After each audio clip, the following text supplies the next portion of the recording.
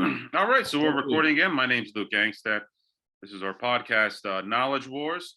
I'm the author of the book, The Musings of De La Pew. It's a 20-year investigation into the nature of reality, the nature of the universe, existence, God, human beings, the relationship between all of them.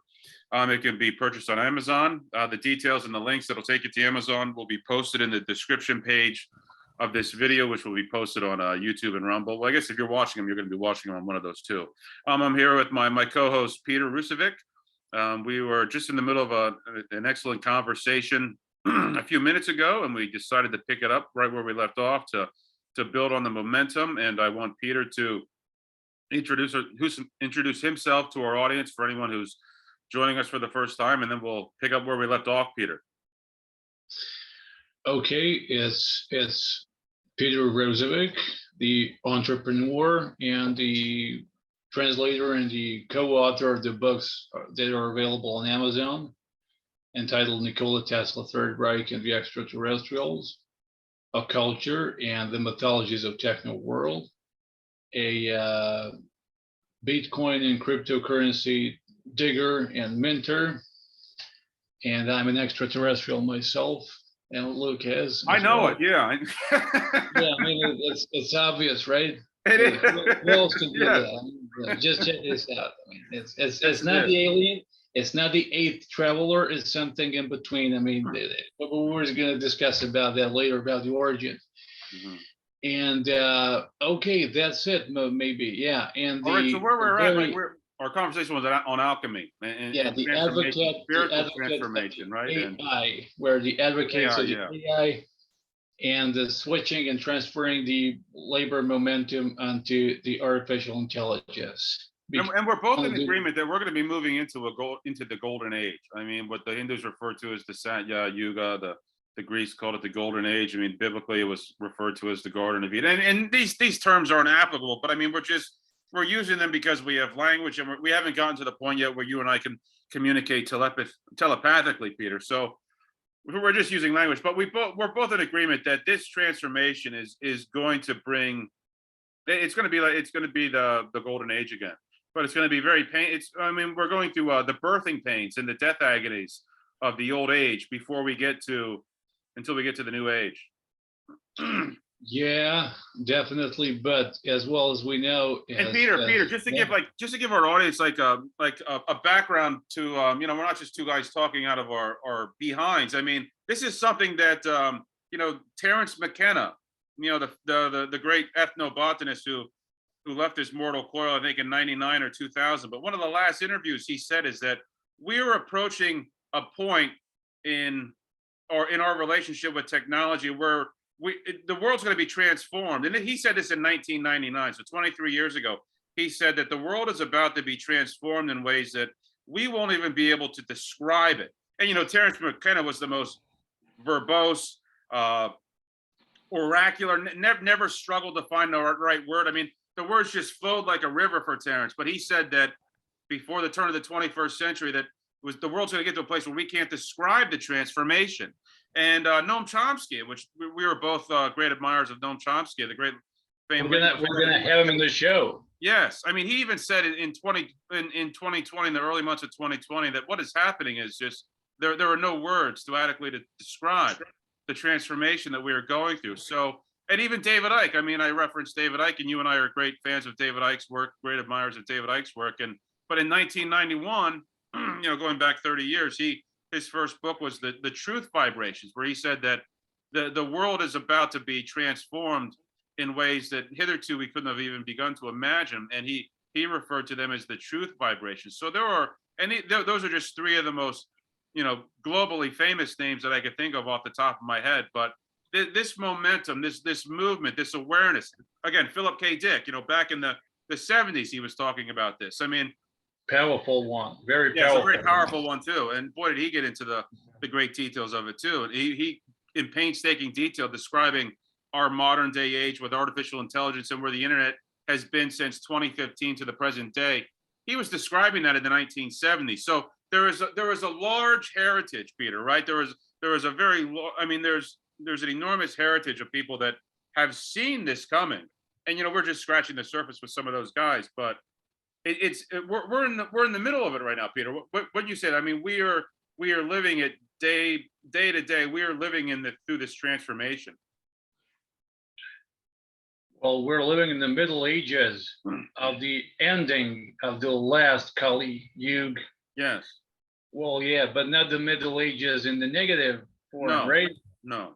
And Philip K. Dick, yeah, you're an admirer of him and a follower of him, and he wasn't a dick.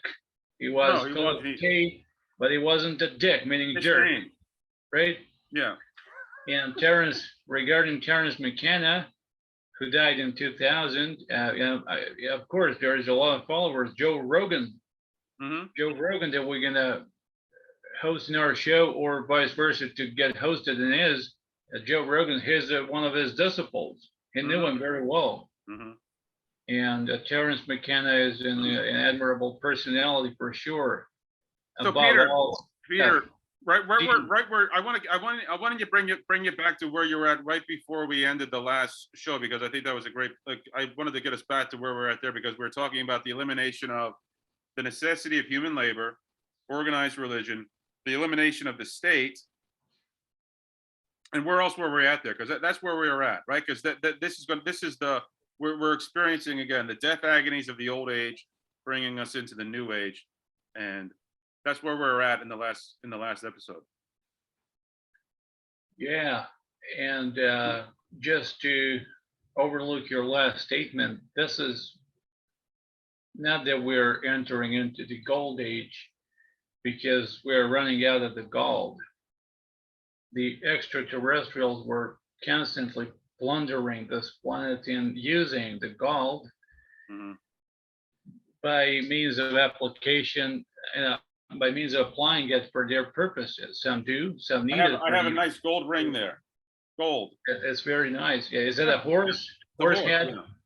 It's a horse. Yeah, that's true. Well, this is not gold, because we're running out of gold. You know, as a ufologist, there's certain extraterrestrial species were plundering constantly this planet and robbing off, removing and taking gold amounts, and the supplies to their planetary systems, because some needed for their motors and vehicles and energy. Some do need water, some do need real energy. Some use the 0 point energy, depending on the level of the development of the society and the planetary system. There is the so-called Nikolai Kardashev, probably you know it, chart of the particular planetary system's development. So we are at the 4th level. It's very primitive. No matter how developed we are, how far we went, that's still very primitive in comparison to what the other planetary systems and their inhabitant species have. Okay, so we are running out of the gold. So this is not going to be the golden age, because there ain't no gold. And nevertheless, because this is a channel dedicated to the alchemy, as the alchemists, we can produce the entire infinite amounts of gold. So nevertheless, it will be the golden age. I agree, like the Count Saint-Germain or Il Conte Cagliostro, the Italian alchemist. But we're mostly, and above all, he is speaking about the spiritual aspects of the alchemy, the mental alchemy, and so on. We're just a brief overlook for our audience. So, we were mentioning the 5 things that are about to be removed and overcome and eradicated. And there is also the 6th thing that is about to be removed as a necessity. And you'll be surprised, probably. And it's the necessity of eating. I mean, we're not gonna, when Jack Fresco has been asked during the 80s, has been asked by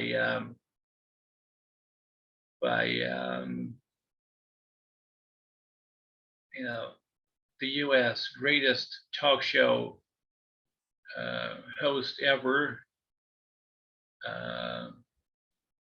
The big O? Yeah, he Yeah. said, so you're not gonna eradicate sex? He said, no, sir, we won't. So we're not gonna eradicate, we're not gonna get rid of eating. And you know how much I love to eat. Mm-hmm. So here's the chicken killed. Mm-hmm.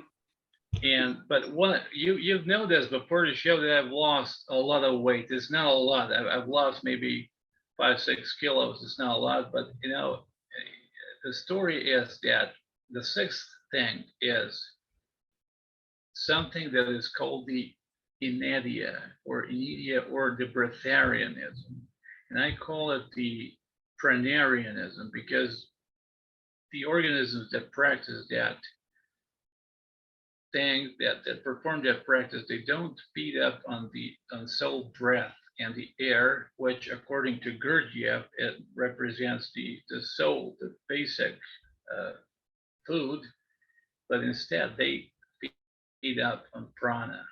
So what hasn't been recorded is that before I went to China, we went beneath the slopes. We subdued ourselves to a shorter trip to beneath the slopes of the so-called Rutan. So Rtang.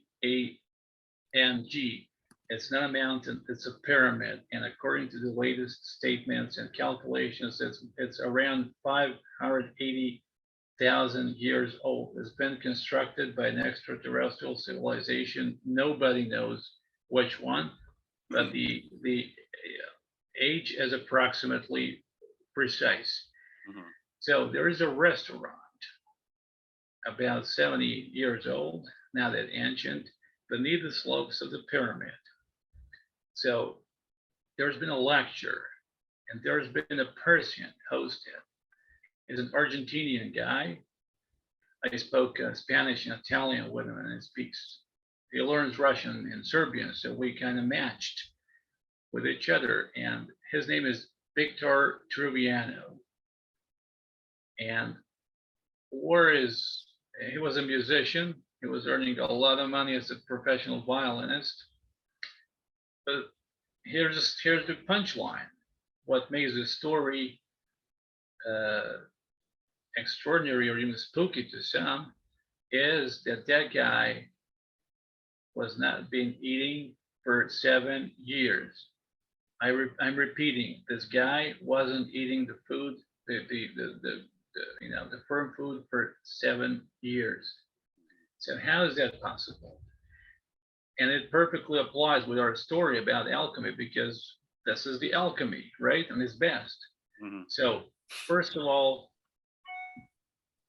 you have to move up to a higher spiritual level, right? I'm a fat guy here. I'm still not on that level, but we're moving slowly toward that. So this is the reason why I've lost some fat around my waist, and that's good. And okay, so he was reducing the amounts of food like you and I do sometimes. Mostly don't, but sometimes. And over the 3 months further, he was feeding himself solely on juices. So once his subconsciousness told him no more sugar in your juices, Victor.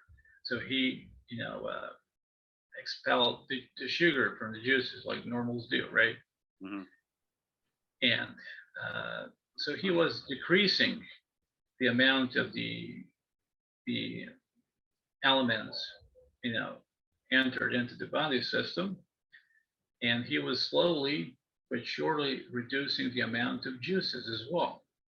So suddenly he came up to the situation when he was able to inject to bring in the slightest amount of the raw and so firm food.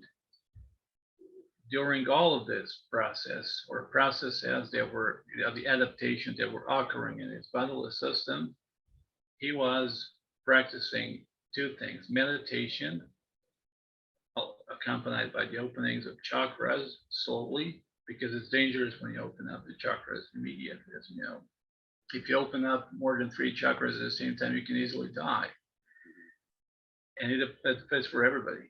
And he was practicing the sun gazing, and sun eating, because our bodies are, that's the explanation for our audience. Our bodies are consisted of the cells, of course. It's stupid, but it's like that.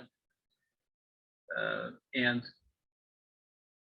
I cannot put the beans or chicken or carrot or eggs into my cells. I have to do that differently. So we have the entire process and so on. But the point is that at the lowest, the lowest part, our body, our cells have a membrane which contains the ATP, the adenosine triphosphate, which makes the cell semi propulsive, and the cell soaks up through its pores the energy, whilst the energy transforms into, whilst the food transforms into the energy, meaning the light, because light is, light equals the energy, and vice versa. So at the lowest point, we feed up solely on light. So here's the catch. If we know that already, that at the lowest, the cellular point, we feed ourselves exclusively on light, which energy is. So why then wouldn't we do like the autotrophic organisms, meaning plants, do, which means to soak up the sun, the light of our closest star in this system, directly into our bodily cells? And this question isn't redundant at all, because some organisms do. I personally have met, me and my wife, we personally met the person, and he is not a fraud, I can guarantee you, because the journalists and the people who are in charge for investigation were spending 3.5 months with him in the closed chambers. Of course, he was doing the sun gazing. He didn't bring any of the food into his organism whilst he was practicing meditation and soaking up the sun. There's a Catholic nun that Yogananda knew personally that. Oh yeah, yeah. I mean, there are countless examples. Yeah. Yeah, Paramahansa Yogananda. Yeah, he knew. He was friends with a Catholic nun, a woman who never ate anything. Yeah, that has been described in his autobiography. Autobiography, yeah. Yeah, and his body is preserved. I think his body didn't. It did for a couple of weeks. I thought it was a couple of weeks that there was no decomposition. Yeah, because I don't know the exact time. I don't recall the exact time frame, but I know it was a considerable time after he had left his fleshly body behind. I thought he just looked to the heavens and just left his body, and he collapsed on the ground, and there was no decomposition for quite some time. Well, I personally believe that in the case of Paramahansa Yogananda, it was the case of the intentionally provoked death. No, I agree. Yeah, because I agree they completely. practice, the Tibetans and the yogis, they practice the intentionally caused death, and some some enter into the state of this samadhi, as well as and that's to be discussed further and fully within the upcoming shows, because that's extremely important to encounter our audience, the wider audience that we're catching right now, to the samadhi phenomenon, because it's really amazing, and there are many of them, and that's connected to the Kailash mountain, to the Himalayas, and to Shambhala and Agartha, and the Maitreya and the Mahatmas that we were talking about already. So there are several people practicing India, or breatharianism, or pranarianism, like I used to use it, besides Victor Trubiano, the already mentioned above. There's also the Hira Ratan Manek, who's from India, and who has discarnated this year, nevertheless. It doesn't even matter, because people, like any other life forms, divide into two groups: those who are in their bodily systems and in the connection with the body, and those who aren't, as well as we know. That's for our audience. And the third one, we've found an African Americanized guy around 50 from Cleveland. That was my town for some time, and I think he's from Oberlin as well. And he's practicing in India for the last 10 years maybe, and he's full of energy. They even have sex. They don't, you know, they don't avoid it. They don't do the. So Peter, you were talking about these people feeding off light. I mean that they were getting their nourishment from the light. They have sex. They can right. They can. I mean, they waste the energy. And we know that everything's made of light. I mean, we are maybe vulgar or we are the light vulgar light bodies in and of it. We are even the shadow has light. I mean, everything is composed of light, right? I mean, the entire universe is made of light. That's definite. That's physically approved. Yeah. That's not it hasn't been taken as a metaphor, but as a physical fact. Yeah. We are the light beings. Because there are, and I want to segue with this topic. And sun worship makes a lot of sense, doesn't it? I mean, the more you think about it, the worship of the sun as a god. I mean, the sun makes a lot of sense. I mean, maybe the sun literally is God in our version of reality. Well, yeah, definitely. What we do know for now is that a planetary system has to have a sun, but it doesn't have theoretically necessarily have to be that, because probably some of those planetary systems that belong to Nikolai Kardashian's chart of the developments of the planetary systems, they probably have their own inner, they're probably that much, I'm putting this theoretically, but maybe it exists, because there is the infinite, literally infinite n number of the realms and different densities. Some of those densities maybe do not need to have the sun like we do have it, or the closest solar system or a star, a white dwarf or a whatever it is, because maybe they have developed their own over the past millennia, maybe a billion of years, they have developed their own heat source in order to, which is maintainable and localized. So maybe some of them don't even need to have a star.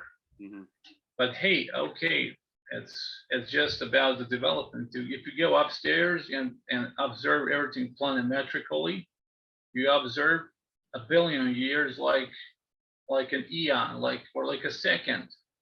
It's totally irrelevant, because if you're in the highest state of the consciousness, maybe there are some structures who can observe the motion within the time, right?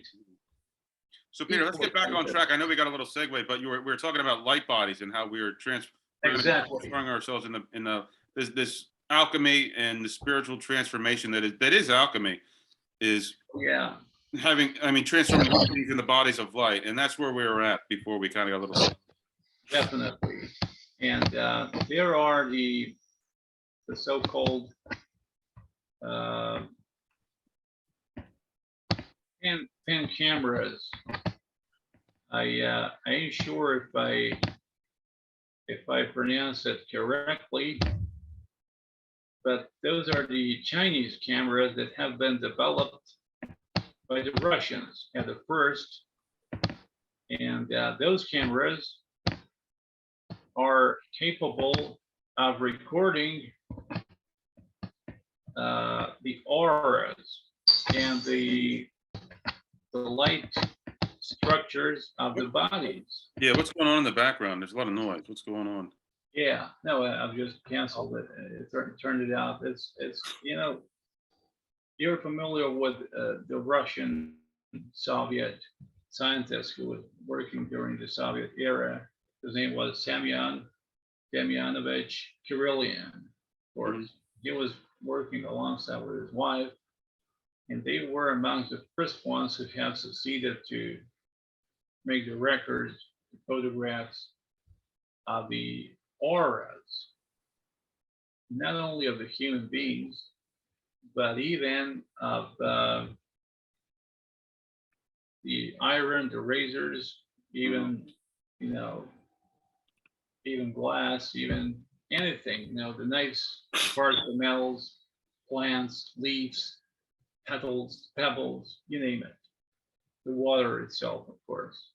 And some of those photographs have been officially included into our book about Nikola Tesla and the culture as well. So the point is that Tesla was experimenting with those photographs even before then, even before Wolfgang Röntgen and his X-rays. He did a congrats to Tesla because it was mild and polite to admit that somebody has done it even before. He wasn't jealous like some others were, like Marconi and so on. So the point is that there are the cameras that can spot and preserve, they can capture and record the momentum of leaving the energy from leaving the bodily system, you know, because it goes through the chakras. You know, in Tibetan Book of the Dead has been described as, you know, the energy, the vital energy, and it's not totally the same as the astral double, but it's very close to it because there are several aspects of our existence. We see only this one, right? The vulgar, you know, bodiless system, but it's. Well, I would even propose that our DNA. I mean, the fact that what 94% of our DNA is classified as junk DNA. That's not true at all. I think it's been shut down. Right. I think the great bulk, the 94% of our DNA, connects us to everything that is. That's true. The DNA is the generator and the portal of getting the information directly from the universal informational field, meaning the Akasha or the Akashic record, or the ionosphere. It corresponds with the ionosphere, and it's the correspondence of the universal information field, and somebody has done an intervention. I was going to bring that up, but I'm glad you did. I mean, that we're getting back to the hijacking of the human race. I mean, our reality has been hijacked thousands of years ago. I mean, even mainstream scientists. There was a guy named Greg Braden a few months ago. He said that when you look at the record 200,000 years ago, and he says, I'm saying this with great reservations and with just with the greatest of reservations, that there was an intervention here where something was manipulated in human DNA 200,000 years ago. Something. There was an intervention, right? And there was an intervention by a hostile party, by a hostile race of beings. Yeah. And that's the story in the Sumerian cuneiform, right? Zechariah Sitchin. I mean, he talks about it. I mean, they came here and they manipulated the smartest monkey. They turned him into a slave race of beings to mine for gold, among other things. There have been various revolts, you know, one of which was described in Sodom and Gomorrah. I mean, Sodom and Gomorrah is describing a nuclear war. It's plain as day if you really look at it, right? I mean, even Revelation is describing a nuclear war. So the human race was hijacked, right? I mean, that's beyond dispute. That's definite. And let's see first how it has been created among the other humanoid or any other form of life, because this is not a crown of the creation of this has been described in certain books. I mean, they're evil, they kill their own offspring, they do abortion, they organize concentration camps. Are they, hence the crown of the creation? Bullshit, they aren't. They are genetically created and manipulated and transformed species. Let's say that a chimpa monkey or an ape, they do have the telomeres directed towards the interior, while the human animal have the telomeres directed towards the opposite, towards the outer part. So it's obvious that somebody has somehow in some time performed the genetical intervention, which is obvious. And you said that you quoted that obviously wrong. statement that the 90% is I thought junk. it was like 94% or maybe 97%. Okay, no matter. But it's But pretty. I mean, it's in the 90s. It's over 90%. yeah, and the It's dormant. point, It's just there, not doing anything. Yeah. yeah, because we want to, you know, maybe it's not always a good point, but we want to open up the eyes of our audience. But and Peter, I also think it corresponds to that narrow band of visible light that human beings are able to perceive with the five senses. I mean, most specifically our eyes. I mean, I mean the spectrum of visible light is what it's 0.005%, or is it even a fraction of that? I mean, we are, for all intents and purposes, we are blind, and I think that there is a direct correlation to the 94 to 97% of our DNA that has been hijacked and shut off. I think that relates to how little of the world that we can perceive, right? With our bodies. I mean, physically. I mean, spiritually, it's a whole story, but yeah. right. I mean, I think it corresponds with this manipulation of the human race by a hostile race. Which means that there are the forms of life, meaning the extraterrestrials, non-body consisted life forms and species which are truly present even in this chamber and even in yours. We simply cannot, recognize them and capture them by our own senses and the eyes, because we cannot catch the proper frequency, because we are gifted due to this genetical intervention and the entire evolution and growth of the body system. We are reduced to 0.3, correct me if I'm wrong, way up to 0.9. It's a very low, very limited range of the light spectrum. So when you separate yourself from the bodily system, which you don't have to do, because we are living in the era when we're about to choose our lifespan and the length of our life. But even when you do, you are faced with the first grade clear light. So when you enter it, you enter into the total light spectra. So this is called the second death, although it's not. It's just that the tiny drop has been turned into the ocean. And we were discussing before why it did separate from it anyway. But the point is that in our DNA, and this is the notion for our audience, which is getting wider and wider. In our DNA, in the very core of our being, we've got the opportunity of the form shifting. We have the ability of shape shifting, switching our outer forms and shapes encrypted in our DNA structure.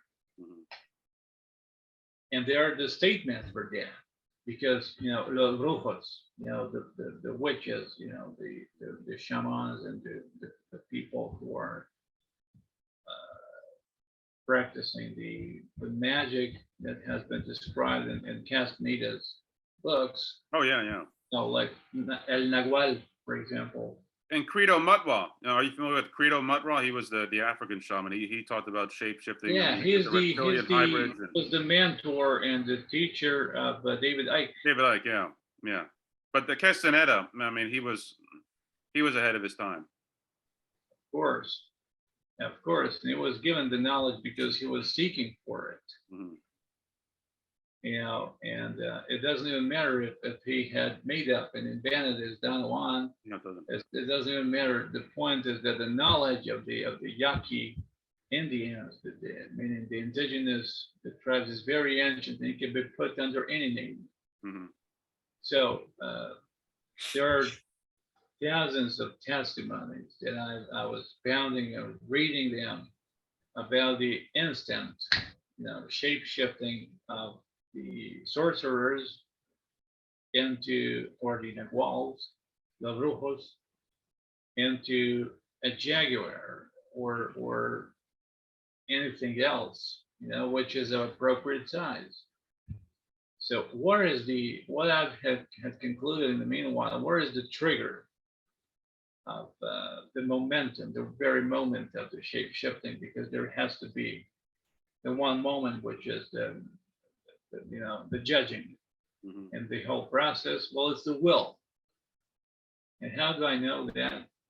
So they have brought themselves by exercising and practices and by usage of ayahuasca and the meditation, the conscious maintenance and managing and handling their DNA. They have brought themselves to the possibility of the instantaneous shape shifting. And how do I know it's about the will?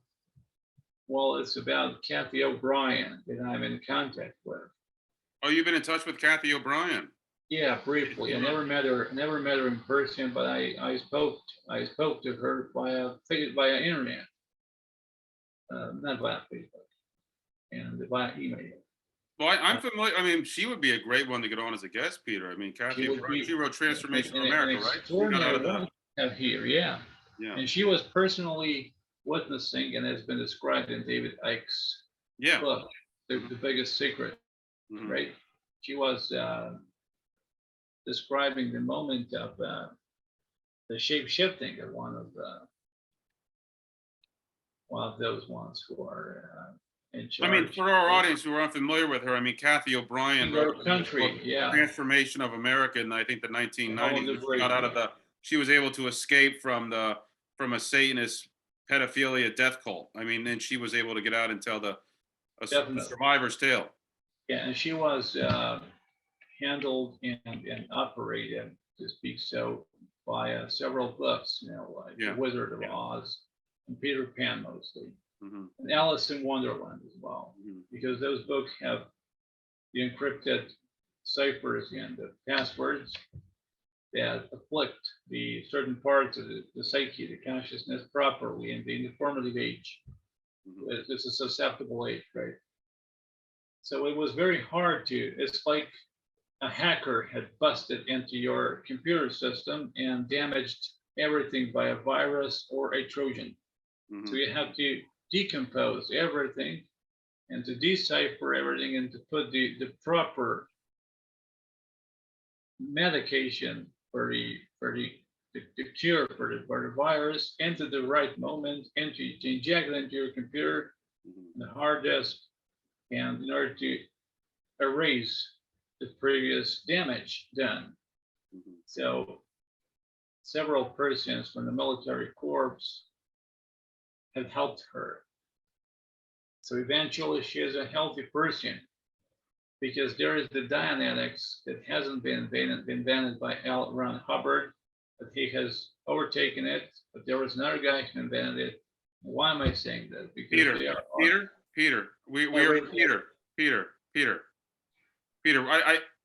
at 1 minute right here, so I don't want to get cut off mid-sentence. I think we're on a roll here. I have the time. I think you do too. Let's pick this up in 20 minutes. I know exactly where we're at to pick it up, so we don't get cut off mid-sentence. All right. I'm loving this. I mean, I definitely want to continue this. So let's I'm going to send you the link, and we'll pick this up in 20 minutes. Okay, Peter? Okay, no problem. Yeah, thank you, my friend. I appreciate it. And sorry, I had to interrupt you there because I know you were going there, but I didn't want to get cut off. So we will pick this up in 20 minutes. Okay?